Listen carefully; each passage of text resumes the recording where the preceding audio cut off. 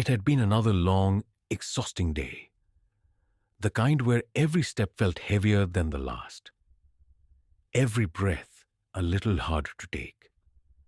My stomach had been growling since morning, but I had learned to ignore it.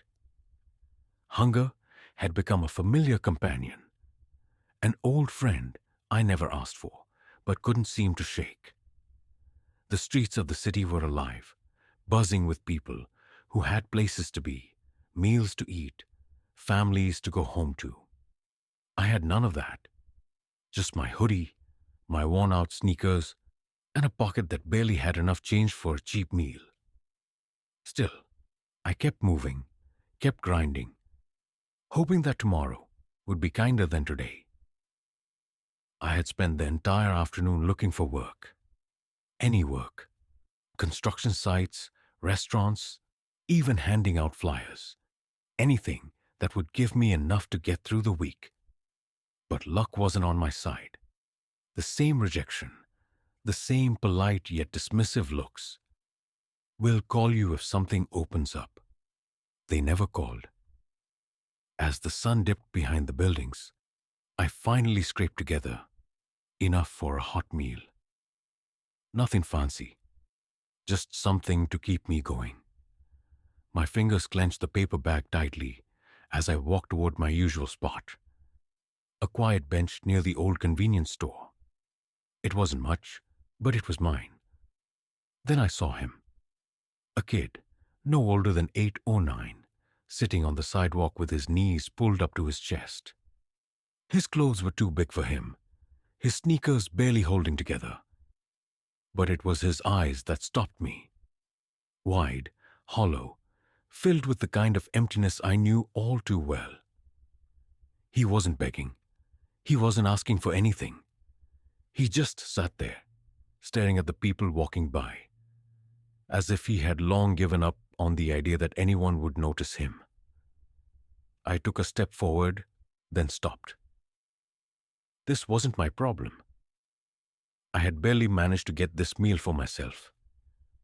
I had fought through the hunger, through the rejection, through the exhaustion, just for this. But then the kid's stomach growled, loud enough that even over the noise of the street, I heard it. He flinched slightly, as if ashamed of the sound. I swallowed hard. I knew that feeling.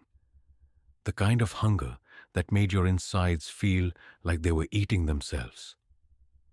The kind that kept you awake at night, that made you wonder if tomorrow would even come. I glanced down at the food in my hands. One meal, just one. And then, before I could talk myself out of it, I crouched down beside him. "Hey, kid." My voice came out quieter than I expected. He didn't look up right away. His eyes stayed fixed on the pavement, as if he wasn't sure whether I was really talking to him or just another stranger passing by. I sat down next to him, setting the warm bag of food on my lap. The smell hit me hard, fried chicken, crispy and golden, with a side of steaming rice. My stomach twisted, reminding me just how much I needed this. The boy finally glanced at me, wary but curious. His face was thin, cheeks sunken in a way that told me he hadn't had a proper meal in a long time.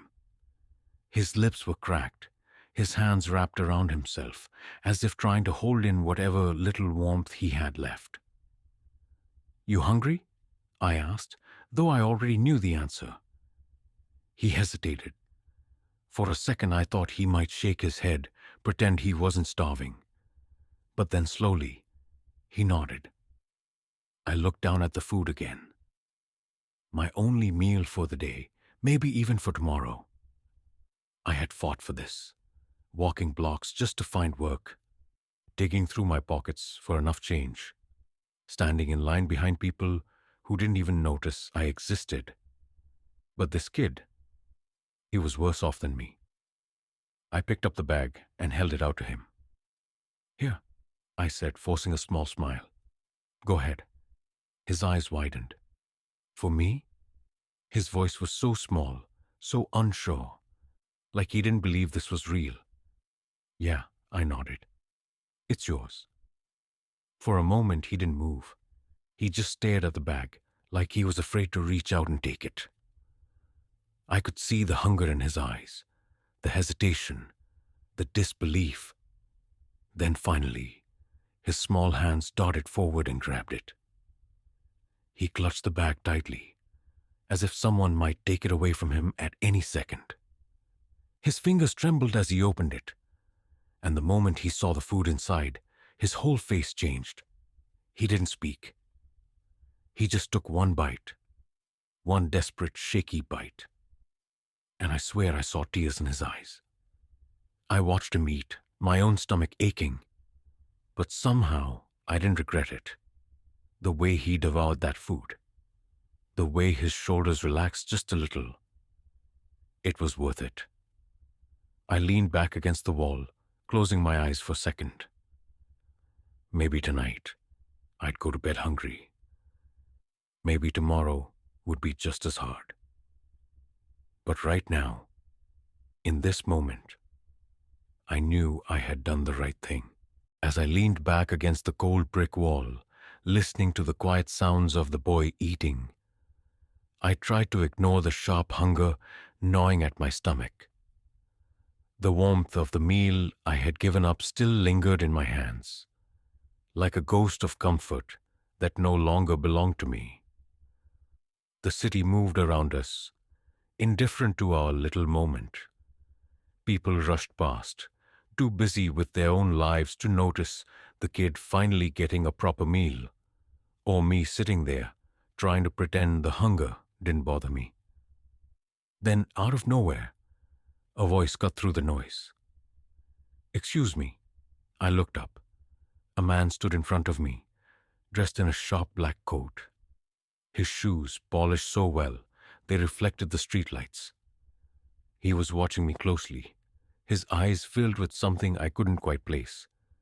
Curiosity, maybe, or something deeper. "I saw what you just did," he continued, nodding toward the boy. "That was rare." I didn't know what to say, so I just shrugged. It was nothing. The man's lips twitched into a small smile. No, it wasn't. He reached into his pocket and pulled out a business card, extending it toward me. I hesitated before taking it. The card was thick, expensive. A name was printed in bold letters. Jonathan Pierce, CEO, Pierce Enterprises. My fingers tightened around the edges. This wasn't just any business card. This was from someone powerful, someone important. "I run a company downtown," he said, hands in his pockets. "We're always looking for people with integrity. People who do the right thing even when no one's watching." I frowned, not understanding where this was going. "I don't have much experience," I admitted. "I've been looking for work, but—" He raised a hand, stopping me. "Come by my office tomorrow morning," he said. "Let's talk." I stared at him, trying to process what was happening. Just minutes ago, I had been sitting here, feeling like the world had nothing left for me. And now, a complete stranger was offering me something, an opportunity I never saw coming. He nodded once, then turned to leave, but before he did, he glanced at the boy, who was still too focused on his food to notice anything else. "That kid may not remember your face," he said softly, "but he'll remember your kindness." With that, he walked away, disappearing into the crowd. I looked down at the card again, my heartbeat loud in my ears. Maybe fate hadn't forgotten me after all. I barely slept that night. My mind kept circling back to the business card in my pocket. The name printed on it, the unexpected turn my life had just taken. It didn't feel real. People like me didn't get second chances. People like me barely got first ones.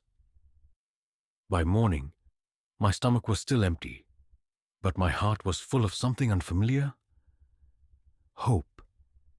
For the first time in a long time, I had a reason to wake up, to move with purpose.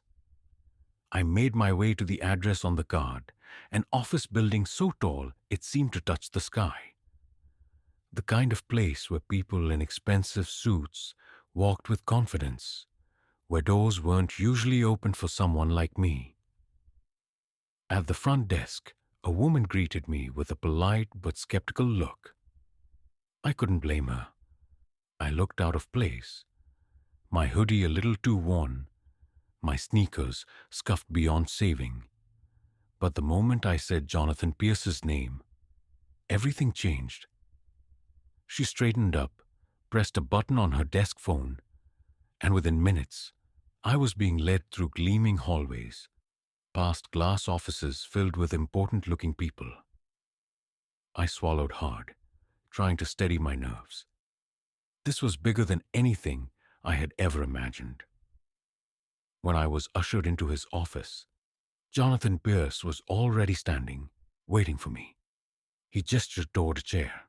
"Sit." I did. My hands were sweating, but I kept my gaze steady. "I won't waste your time," he said, leaning forward. "I meant what I said yesterday. People with your kind of heart, your kind of integrity, are hard to find. I don't care about your past or how much experience you have. What I care about is who you are, when no one's looking. And yesterday, I saw enough." I blinked, my throat tightening. What are you offering me?" "A job," he said simply. "A fresh start." The words felt too big, too impossible. My whole life, I had been scraping by, fighting, just to survive. And now, here was this man, this complete stranger, giving me an opportunity I never dared to hope for. "Why?" I finally asked. He smiled, but there was something knowing in his eyes. "Because someone once gave me a chance when I needed it the most, and I promised myself I'd do the same for others." I exhaled, feeling a weight lift from my chest. "I won't let you down," I said, meaning every word. His smile widened. "I know you won't." And just like that, my life changed forever. Looking back, I realized how a single moment can change everything. A single decision, a single act of kindness. It ripples outward in ways we can't always see. I never gave that kid my last meal, expecting anything in return. I did it because, in that moment, he needed it more than I did. And somehow, the universe saw that and responded in a way I never could have imagined. Life has a strange way of testing us. Some of us are born into struggle, forced to fight for every inch while others glide through with ease. It's easy to become bitter, to think the world is unfair, to believe kindness is a weakness. But I learned something that day. Kindness is the strongest thing a person can hold on to. It can break cycles, open doors, and change lives. I could have walked past that boy. I could have ignored the hunger in his eyes, justified keeping the meal for myself. No one would have blamed me. But if I had done that, I wouldn't be here now, telling this story. To anyone out there struggling, feeling like the world has nothing left for you, don't give up. Keep moving forward, even when it feels impossible. Keep being kind, even when it feels like no one is watching. You never know who is. That day, I thought I was giving something away. I didn't realize I was receiving something far greater in return. And that's the message I want to leave behind. Never underestimate the power of a selfless act. It might just be the thing that changes your life